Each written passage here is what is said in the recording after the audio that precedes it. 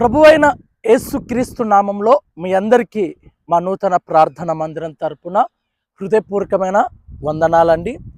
దేవుడు మిమ్మల్ని దీవించి ఆశీర్వదించునుగాక. గడిచిన ఈ సంవత్సరాలలో ఇప్పటికే ఇంచుమించుగా 6 నెలలు గతించిపోయాయి. ఇప్పటికే మరి 6 నెలల వ్యవధి కాలము పూర్తి అయ్యి మరొక 6 నెలలు ఈ సంవత్సరం కాను మిగిలి ఉన్నాయి.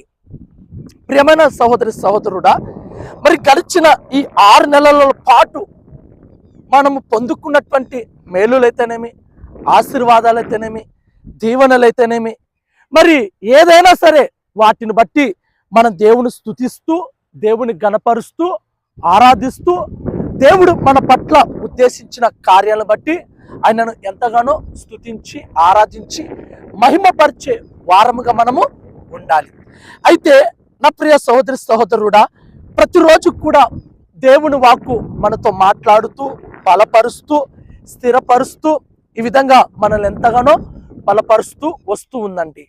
ఈరోజు కూడా మరి దేవుడు తన వాక్కును తన సేవకుడైనటువంటి సేవకుని ద్వారా బయలుపరుస్తున్న వాక్యం ఏంటంటే, కష్ట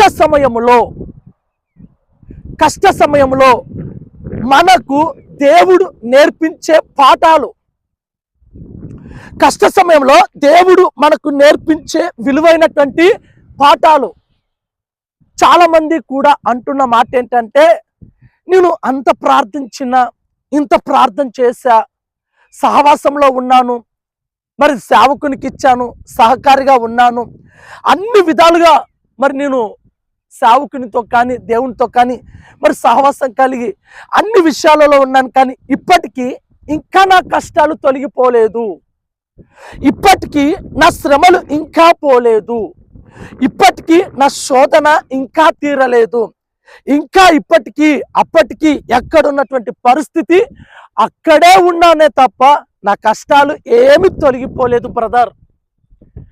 నా కష్టాలు అనేటివి తొలగిపోలేదు, నా శ్రమలు అనేటివి తొలగిపోలేదు. ఇవి ఇంకా రోజు రోజుకి ఎక్కువైపోతున్నాయే కానీ ఏమాత్రము కూడా తగ్గడం లేదు బ్రదర్ అని చెప్తున్న వారు ఈరోజు సర్వసాధారణంగా కనబడుతున్నారు.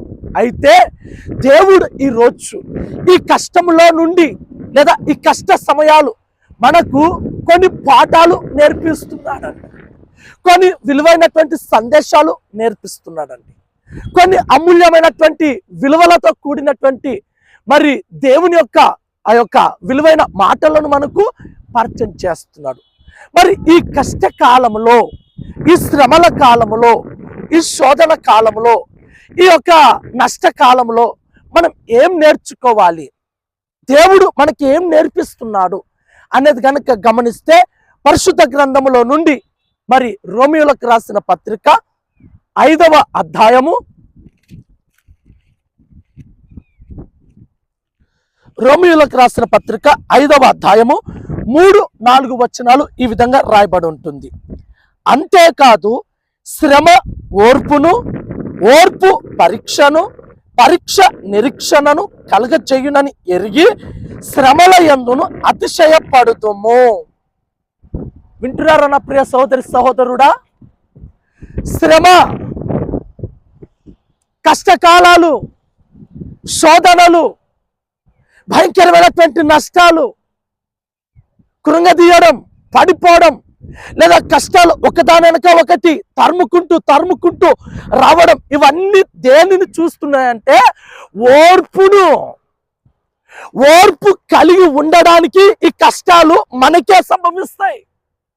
ఓర్పులో సహనము నేర్చుకోవడానికి, నిరీక్షణ కలిగి ఉండడానికి, ఎదురు చూడడానికి, దేవుడు మన పట్ల చేస్తాడు అని విశ్వాసం కలిగి ఉండడానికి ఈ కష్టకాలాలు, ఈ శ్రమల కాలాలు, ఈ శోధన కాలాలు మనకు ఒక పాఠాన్ని నేర్పిస్తాయి. కానీ ఈ శ్రమ, ఈ కష్టాలు నిన్ను పడద్రోయాలని, నిన్ను కృంగదోయాలని, నువ్వు అదే బ్రతకాలని దాని యొక్క ఉద్దేశం కాదు. దేవుని యొక్క ప్రణాళిక అంతకంటే కాదు. మరి ఎందుకు ఈ కష్టాలు, మరి ఎందుకు ఈ శ్రమలు, మరి ఎందుకు ఈ శోధనలు, మరి ఎందుకు ఈ నష్టాలు, మరి ఎందుకు ఎందుకు ఎందుకు అంటే ఈ కష్టాలలో నుండి, ఈ శ్రమలలో నుండి, ఈ శోధనలో నుండి, ఈ యొక్క నష్టాలలో నుండి నువ్వు ఏం నేర్చుకోవాలంటే మరి ఓర్పును నేర్చుకోవాలి, సహనం కలిగి ఉండడం నేర్చుకోవాలి, నిరీక్షణ కలిగి ఉండడం నేర్చుకోవాలి. ఈరోజు నా ప్రియ సోదరి సహోదరుడా, చాలా మంది కూడా ఈ కష్టాలు కడ తీర్చలేక, ఈ శోధనలు భరించలేక చాలా మంది 100% మంది 100% మంది ఏం చేస్తున్నారు తెలుసా? ఆత్మహత్యలతో ప్రేరేపించబడి మరి ఆత్మహత్య చేసుకుంటున్న వారు ఎక్కువైపోతున్నారు ఆత్మహత్య చేసుకోవడానికి. కారణం ఏంటి? ఈ కష్టాలు నేను పడలేను, ఈ శ్రమలు నేను పడలేను, ఈ శ్రమలు, ఈ శోధనలు నా వల్ల కాదు కాబట్టి నేను చావడమే కరెక్టు, నేను బ్రతకడం దేనికి, ఎవరి కొరకు బ్రతకాలి, దేని కొరకు బ్రతకాలి అని చెప్పేసి ఈరోజు కష్టాలను కడ తీర్చలేక, ఈ కష్ట సమయంలో ఎదురీత ఈదలేక, ఈ కష్ట సమయంలో ఆ యొక్క ఎదరలేక చాలా మంది కూడా ఆత్మహత్య చేసుకుంటున్న వారు చాలా మంది ఉన్నారు. అందుకనే ఈరోజు ఈ జూలై నెల ఈ మొదటి రోజున ప్రభు నీతో ఏం మాట్లాడుతున్నాడంటే, కష్టకాలాలు ఎన్ని వచ్చినా సరే, శోధనలు ఎన్ని వచ్చినా సరే, శ్రమలు ఎన్ని కలిగినా సరే, నష్టమైనక నష్టం కలిగిందా, రోగమైనక రోగాలు వస్తున్నాయా, అప్పులైనక అప్పులు పెరిగిపోతున్నాయా, మరి ఒక శ్రమ తర్వాత ఇంకో శ్రమ వచ్చిందా, వీటి ద్వారా నువ్వు నేర్చుకోవాల్సిన పాఠం ఏంటంటే ఓర్పు కలిగి ఉండడం, సహనం కలిగి ఉండడం, ఓర్చుకొని భరాయించుకొని ముందుకు సాగడం, నిరీక్షణ కలిగి జీవించడం. అంతేకాని పిరికి వారి వలె ఇంకా నా వల్ల కాదు, ఇక నేను జయించలేను, ఇక నా బ్రతుకింతే, ఈ కష్టాలు పోవు, ఈ నష్టాలలో నుండి నేను బయటికి రాలేను, ఇక నన్ను ఎవరు బయటికి తీసుకురాలేరు, ఎవరు నన్ను బయటికి వేయలేరు అని చెప్పేసి ఈ రోజున శ్రమకు, కష్టానికి, నష్టానికి ఒరిగి సొరిగి ఆత్మహత్య చేసుకుంటున్నారు. అందుకే ఈరోజు ఈ దేవుడు ఈ మాట మాట్లాడుతున్నాడు. నువ్వు ఎలాంటి ఆత్మహత్య చేసుకోవద్దు, నువ్వు ఎలాంటి కష్టాన్ని చూసి, నష్టాన్ని చూసి, శ్రమను చూసి ఆత్మహత్య ప్రేరేపించబడి ఆలోచన పుట్టించుకొని నువ్వు ఆత్మహత్యకు లోబడవద్దు. నువ్వు నిరీక్షణ కలిగి ఉండు. ప్రభు నీ పట్ల సహాయము చేయబోతున్నాడు, దేవుడు నీ పట్ల అద్భుతమైన కార్యము చేయబోతున్నాడు. కాబట్టి నా ప్రియ సహోదరి సహోదరుడా, శ్రమ వచ్చినా, కష్టం వచ్చినా, నష్టం వచ్చినా, ఏది కలిగినా సరే నువ్వు ఓర్చుకొని సహనం కలిగి ముందుకు సాగు. దేవుడు నిన్ను పట్టుకొని, నీ హస్తాన్ని పట్టుకొని అన్ని విధాలుగా సహాయ సహకారాలు ప్రభు నీకు అందిస్తాడు. దేవుని సహాయము, సహకారం నీకు అందునుగాక. Amen, amen.